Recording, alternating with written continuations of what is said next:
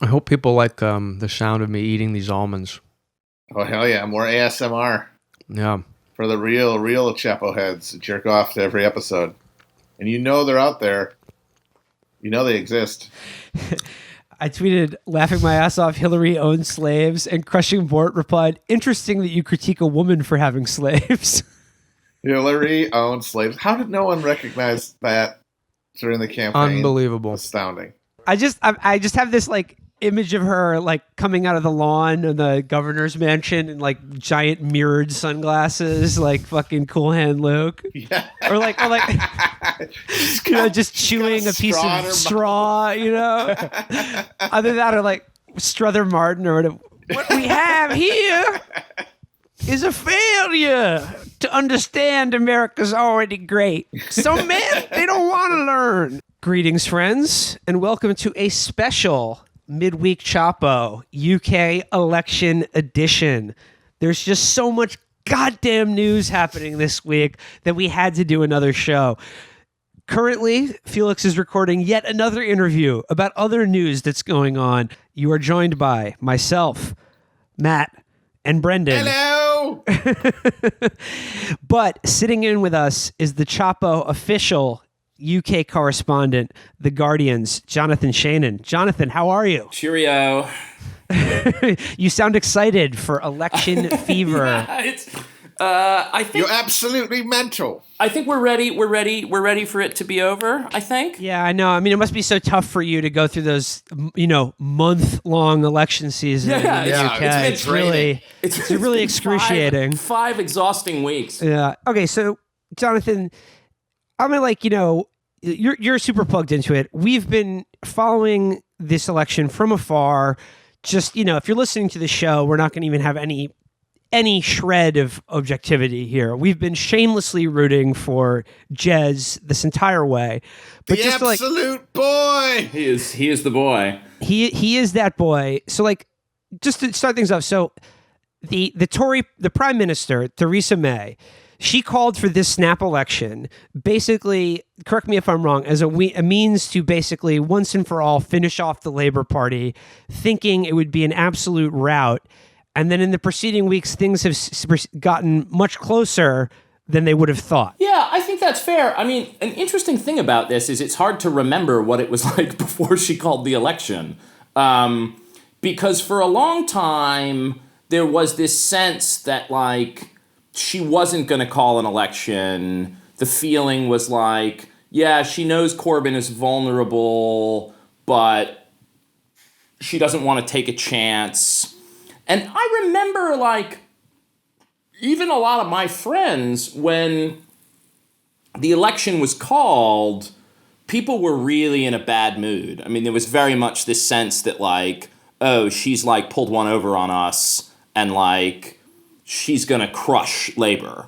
Although, in a weird way, I think one of the things that I'm not super expert on the kind of internal politics of the Conservative Party, but I think for her, it was basically this is my chance to steal votes from Labour. But also, I think the idea was she had inherited from David Cameron not a huge majority. I think it's increased slightly, but I used to see people saying she had a majority of 12, and the House of Commons has 650 something seats in it. So she had a pretty thin majority, and the kind of part of the lore of British politics is that John Major in the 90s after Thatcher was kind of torn down by lots of infighting between the sort of anti-Europe and more pro-Europe people in the party. Because he had a slim majority. The idea being if you're the prime minister and you have a slim majority, you can be held hostage by the worst people in your party. Now that's the Tories, but would you say that dynamic is at least now more in play with Labour that does seem to have a sort of a divided party? Well, no, Labour definitely has a divided party. I mean, it's not even operative with Labour right now because, it's just pure civil war, or has been until recently.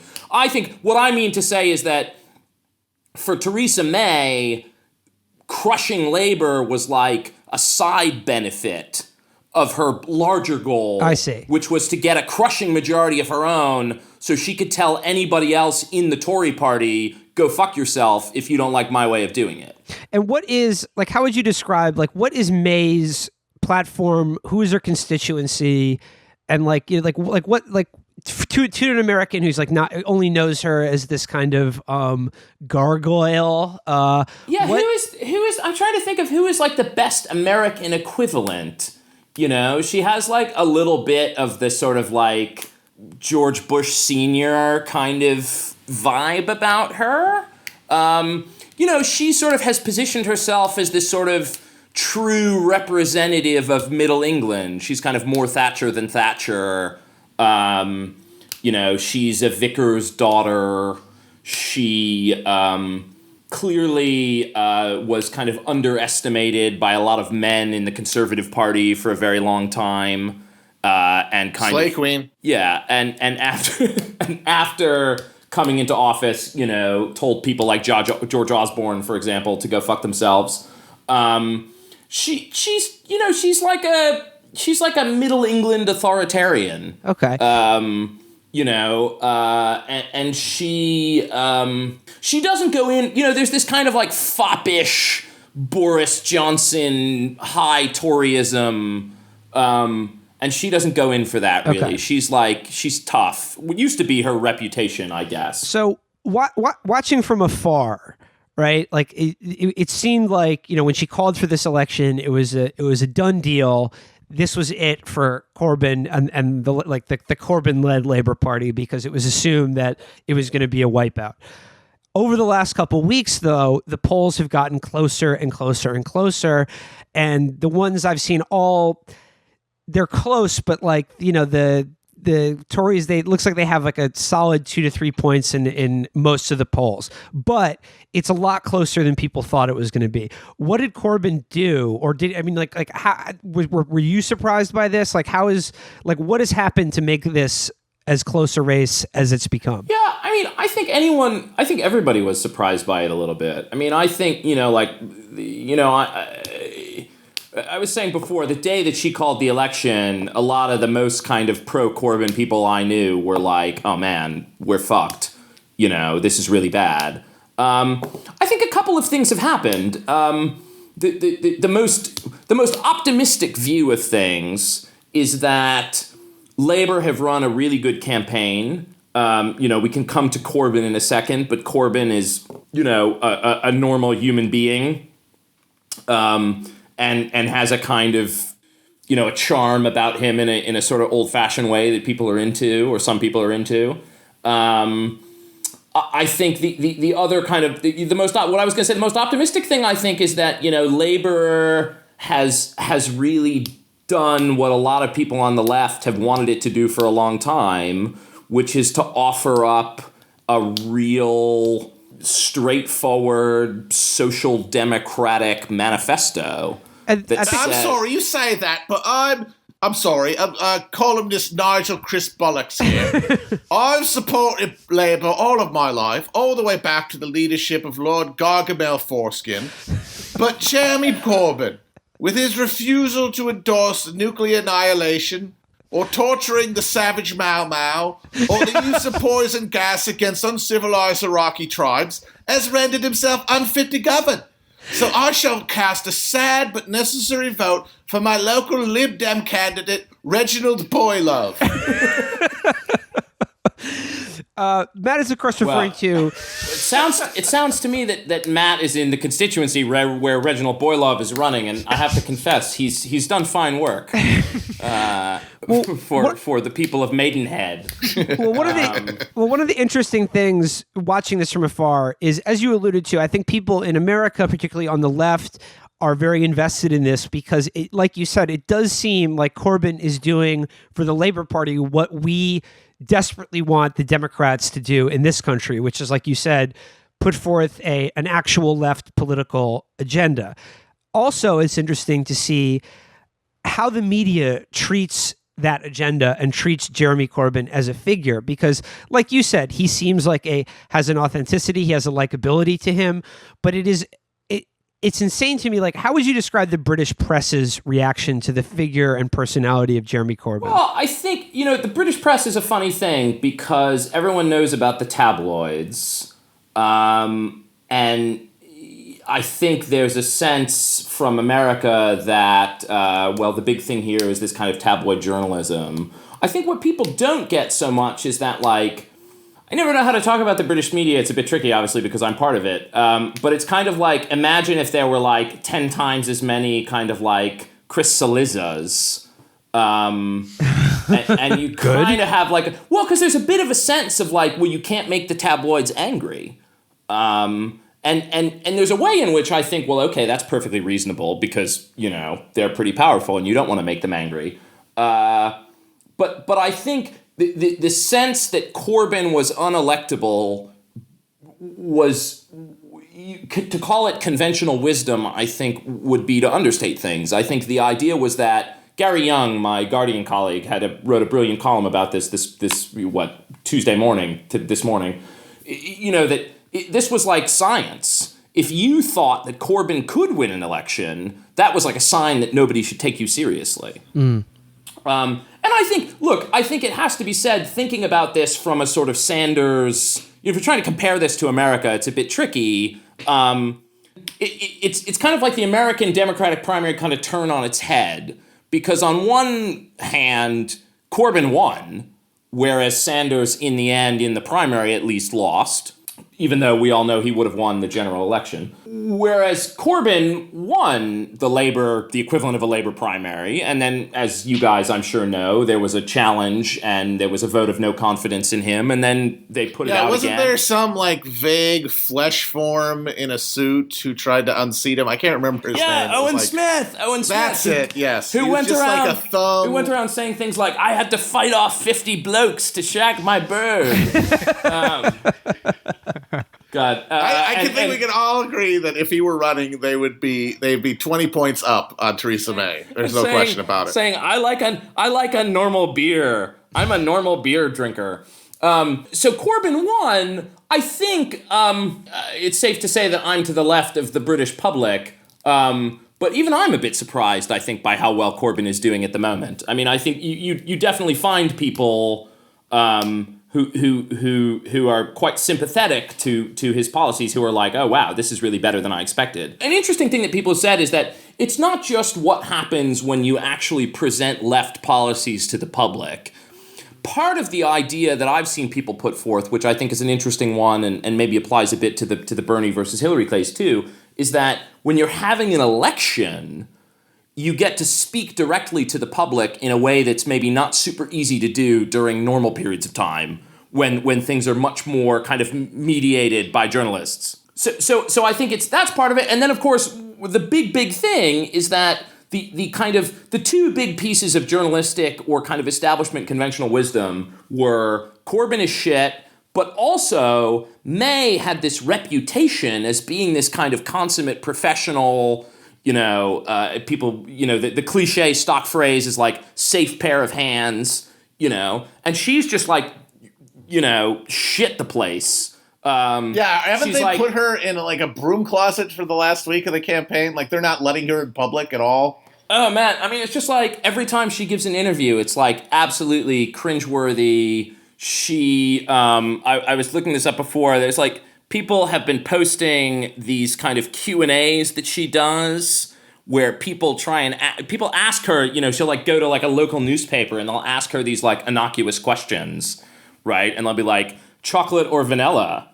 And she will say like, I think you'll find my record on ice cream has always been consistent.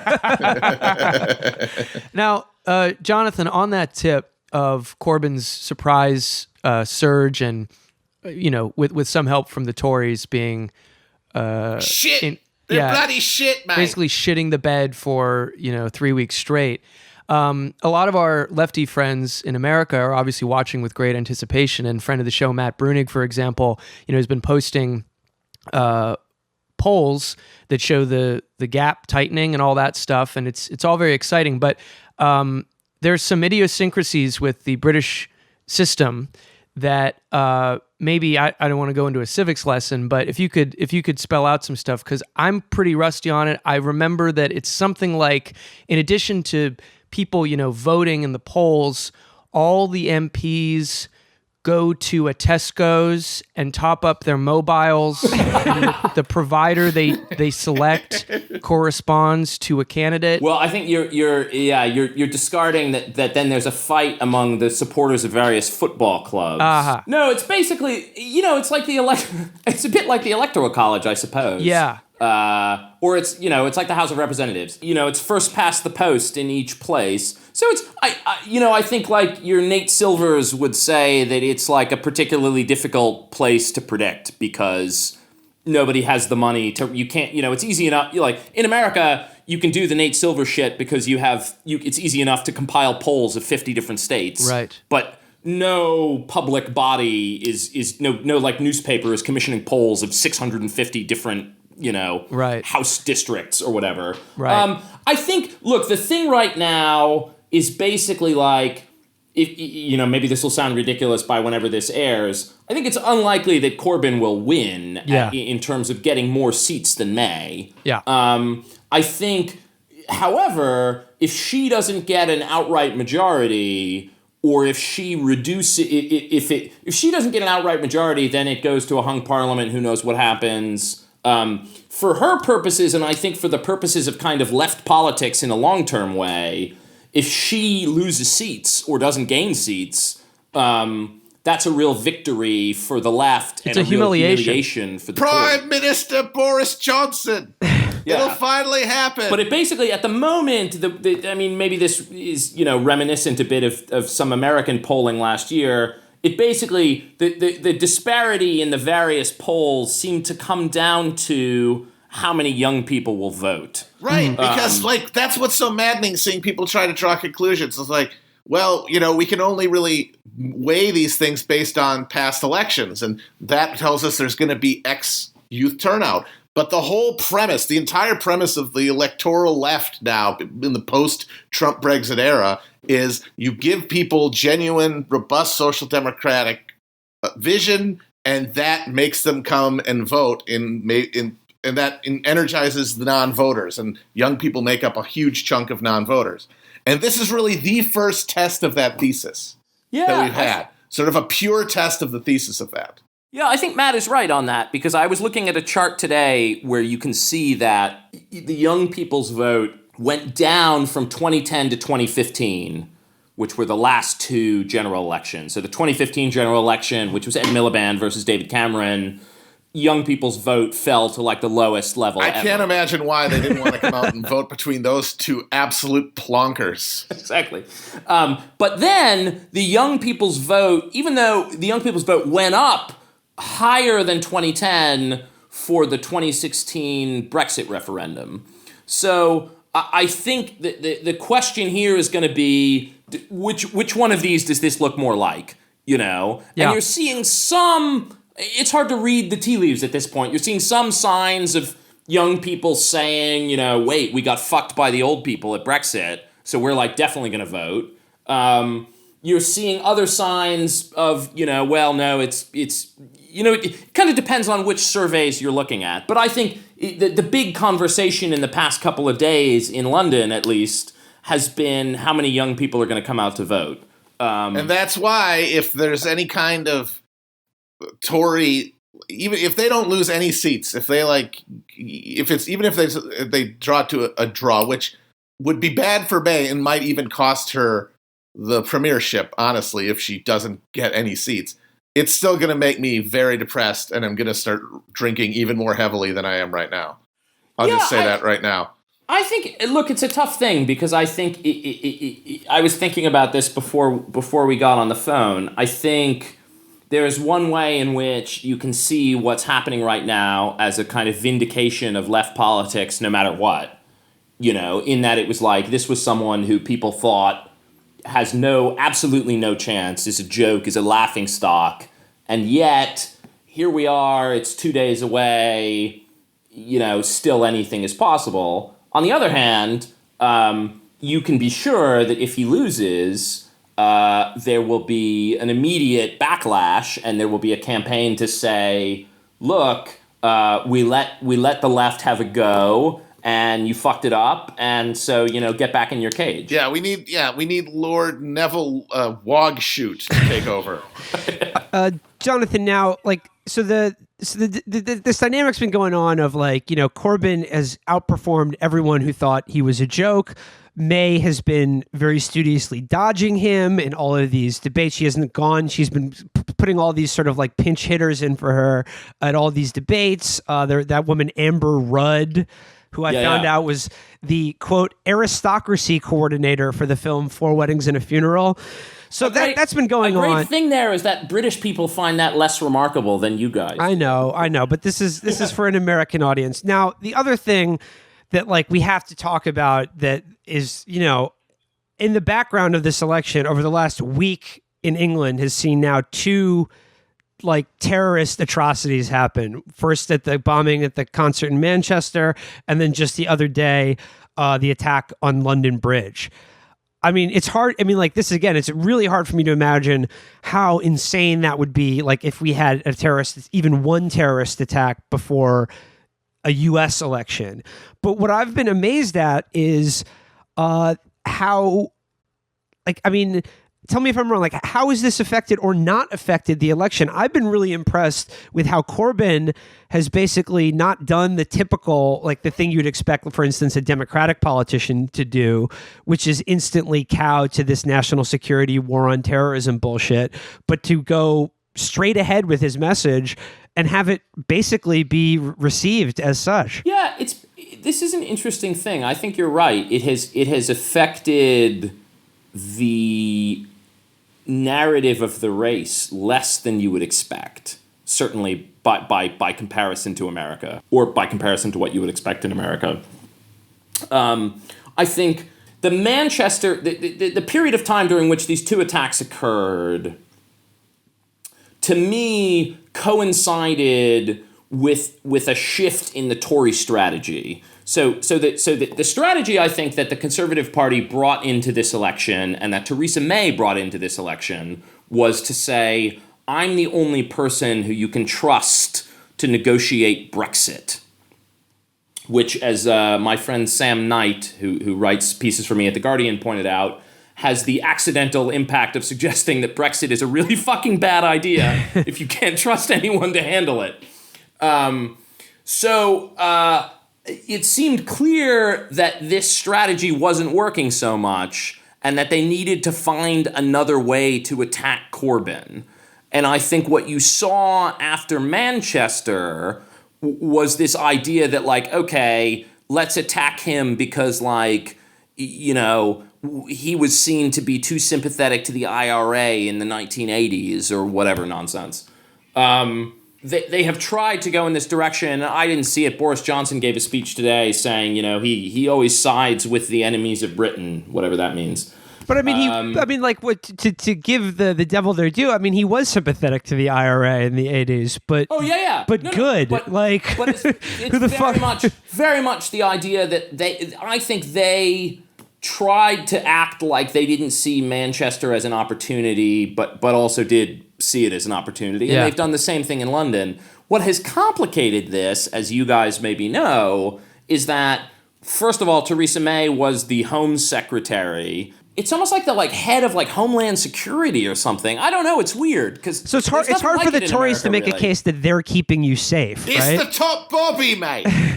Yeah, who is the American equivalent of this? I'm sure some lanyard will set us all straight when this goes online. But so it's she was the person who was in charge of this for the last 6 years, and one of the things that her and David Cameron and George Osborne did was to cut a lot of funding for police. So it's a funny thing where Corbyn has been able to kind of get one over on her by pointing out that these cuts have taken place in a lot of police. I mean, it's been a bit weird. There's an odd bedfellows kind of thing going on, because you've seen people in the last day or two on the left on Twitter saying wait, hang on, what's going on here? Why are we're rallying behind the police? I don't feel good about that. you know. But there's been an opportunity to say to people in a fairly vivid way, look, you were supposed to, you know, you're campaigning as the person who is singularly capable of keeping this country safe, and it looks like you're doing a pretty shit job. You know, my dream scenario for the way this all ends, I know it won't happen, and I know about abstentionism, don't lecture me, anybody listening to this, but it's my fantasy, it's my mind castle vision. It's the election happens, and Corbyn has a shock upset, but they're going into the Westminster with the new parliament, and he's like 4 votes shy of achieving the prime ministership. And then they go, my God, it's Sinn Féin's music! And the extensionist MPs from Northern Ireland strut into Westminster and put him over the top after all the talk about how he sucked the IRA's dick in the 80s. I know it won't happen. They will not take their seats, but it would be cool. Matt, in your mind, what's the music? Is it a Pogue song? Yes, absolutely. No. It's Shipping Up to Boston by Patrick Murphys. Anyway, yeah, I mean, it's a funny moment right now because I do think she seems really weak, and I think, you know, look, I think if Corbyn loses, the kind of political, journalistic, whatever establishment, you know, the lanyards, whatever we call them now, will say, look, we told you this guy wasn't going to win. And you know... well, that's the infuriating thing, is that now you see, as he's been closing the gap, all the people who've been naysaying him and shitting on him for the last year are now like, oh, imagine if they'd been a competent Labour leader, they'd be doing much better. It's like, yeah, I'm sure that one of the gray neoliberal blobs that you had that got their asses kicked for the last decade would be doing great. Yeah, I mean, I think that argument will get much less purchase than it would have a year ago, you know, and maybe part of figuring out where we are is like, well, to what extent do we think that's progress? I mean, I think Matt is right, and I think the reason, you know, people, probably our listeners to the show, as I mentioned earlier, are so into this election, and as Matt has alluded to, this really is the test case for like what like an actual social democratic or really like left-leaning politics would look like in a country similar to America if you really gave it a chance, or if you really went for it. And I think the interesting thing to see is just how the forces arrayed against that seem to dismiss it outright, not just as bad politics, but as just laughable on its face. Like this idea that like you are so insane to like, you know, like the idea that Jeremy Corbyn is on like just flatly can be dismissed as not serious at all. Yeah, I think it's interesting to compare this to Bernie, and I know that lots of people in both countries will have problems with this comparison because there are lots of differences there. The way that the Bernie thing evolved, I don't know. You guys were there. I wasn't there. I have a sense, in a way, that Corbyn was seen as more impossible or more improbable. Yes. And he is more left-wing than Bernie. Yeah, exactly. He's farther to the left than Sanders was on Let's be clear. There are differences between Corbyn and Sanders. Like, for instance, Corbyn is much better because he does actually support the IRA and Hamas. Well, yeah, and he has like that's another thing that is an argument in favor of having like a robust, full spectrum left-wing argument is that it allows you, like when the fucking Manchester bombing happened, Corbyn had a fucking critique that wasn't like rolling up into a ball and absorbing, you know, a bunch of brickbats from the national security shitheads, is to say, like, this was something that was this sort of result. This is a result of our foreign policy. In the case of the Manchester bomber, literally, in the sense that the guy who did its family was like on was in the extremist militias that the British government fucking funded when they overthrew Gaddafi. I mean, it's like literal blowback. And you can point that out as opposed to the Bernie idea, which is just to sort of panic and screech about the fucking King of Jordan until they like stop asking you questions about it. Yeah, I mean, it's interesting because I think in America, I'm thinking about, what Ben Rhodes, who worked for Obama, infamously called the blob, is way bigger.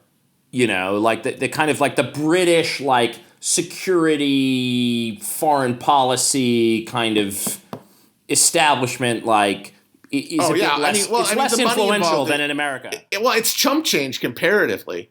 Like, in terms of the money in the defense sector, it's like adorable watching you, like, those guys, like, polish their Trident submarines. It's like, oh, that's adorable. Exactly. You got your little Trident submarines.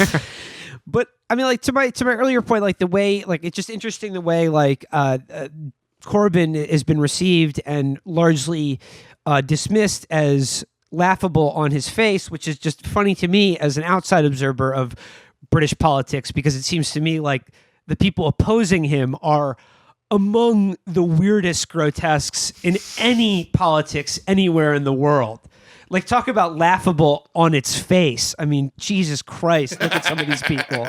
Or like a sack of cottage cheese with glasses. Jeremy Corbyn looks like a normal person. Like, he just looks like a normal, like, old guy who actually looks in pretty good health. Like, like I said, the people opposing him, I just keep thinking of that Iannucci line from The Thick of It, where the guy who ends up working for the Lib Dems finally freaks out that he's just sick of them working with the Tories. Glenn. And he calls them a bunch of born to rule six-toed pony fuckers.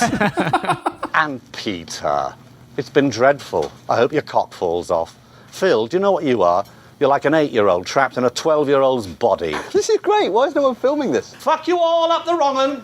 Ta-ta! Bye-bye! That was better than IMAX Inception. You've got to see. I mean, it's like, I shouldn't pick on one. I mean, there are too many people to pick on, but I don't know if you guys are familiar with Tim Stanley. I am not, but I'll look him up shortly. He's a columnist for The Telegraph. Is famous for a tweet where he says that he's like, oh man, I can't stand England. You go to all this trouble to wear a bow tie and builders just laugh at you.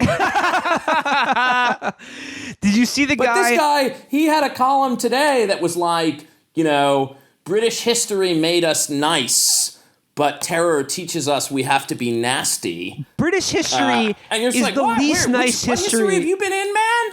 The history of the British Empire is the least nice history in the world.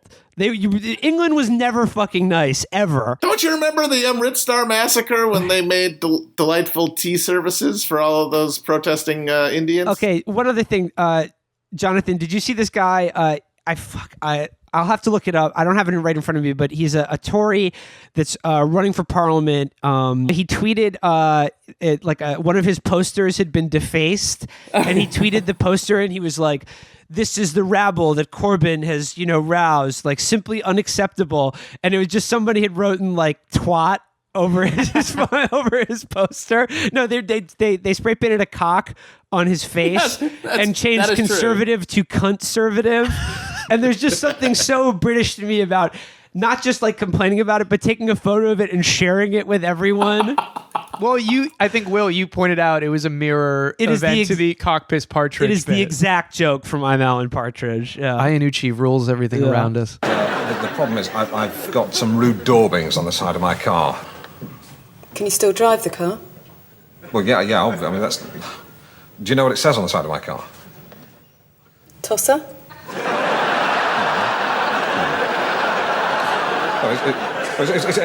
You're in the right ballpark. It actually says cock piss partridge.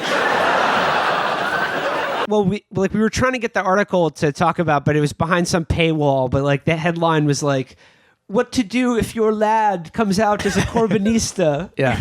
Oh my god! That is Alison Pearson. Yes. Who is one of the more bonkers kind of like posh mummy Telegraph. Do you have a subscription columnists. to? I don't have a subscription to the Telegraph. She was like, the thing I really remember about her was that when the Paris attacks happened, she was like, oh boy, and these people want us to stay in the EU. Don't they know Brussels is the capital of terrorism? But I like this idea because you also see there's a guy here called David Goodhart, who has kind of done a kind of like, he's like a London guy, but he's done a kind of hillbilly elegy kind of thing. And Lullaby for Chavs. Yeah, his thing is like, his famous thing actually is talking about how we should refer to white self-interest rather than racism. But he has written about how his own children think he's a racist. Which I feel like it's like, that's fucking karma, man. That's what happens. I was really close to subscribing to the Telegraph, but we already forked out for the Wall Street Journal. Yeah, this so week. we could read Ben Ass's terrible piece about how to make sure your kid becomes as big an asshole as you are. But just real quick, I'm looking at Theresa May's Twitter account right now, and one of the things she just posted a video of her saying, she says, "I'm clear. If human rights laws get in the way of tackling extremism and terrorism, we will change those laws to keep the British people safe." There you go. All I can think about is, great. We're going to kill your da! We're going to kill your da! I just want to say one thing at the end here. There's plenty of reason to be incredibly pessimistic about this coming election. We live in the hell world. We all need to remember that. We live in just a endless nightmare realm where the worst thing you can imagine happening will happen sooner rather than later. So the likelihood of this being a crushing disappointment is very high.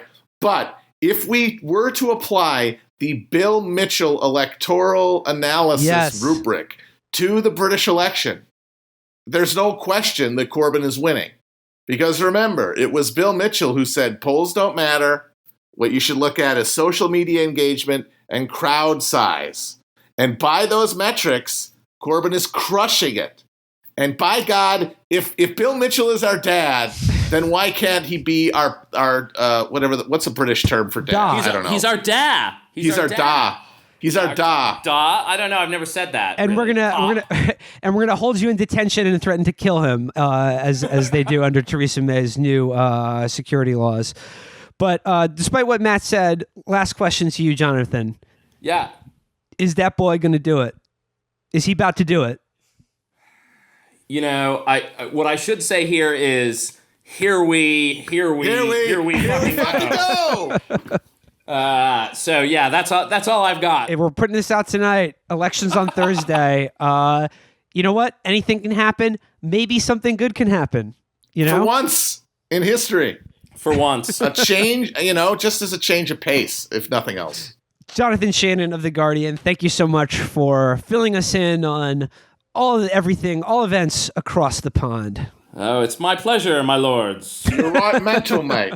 This government's run this country into the ground. This used to be a green and pleasant land. Now it's the colour of the fucking BBC weather map. It looks like anemic dog shit. JB, Carl Richards, and their hordes of fucking robots. They're coming over the hill towards us. And all you have got to do is this. Bend down, pick up any fucking weapon you can, and twat the fuckery out of them. This government is maimed, but it can't be shamed. It will be fucked. Let's get out there and let's fucking kill them. Let's set fire to tears. Let's go. Yeah. Come on, let's go, yes. Okay, let's get going. What do we do? What do I call for an outside line? That's great, isn't it? What do we do? Is it 9? Because that's where it is everywhere else.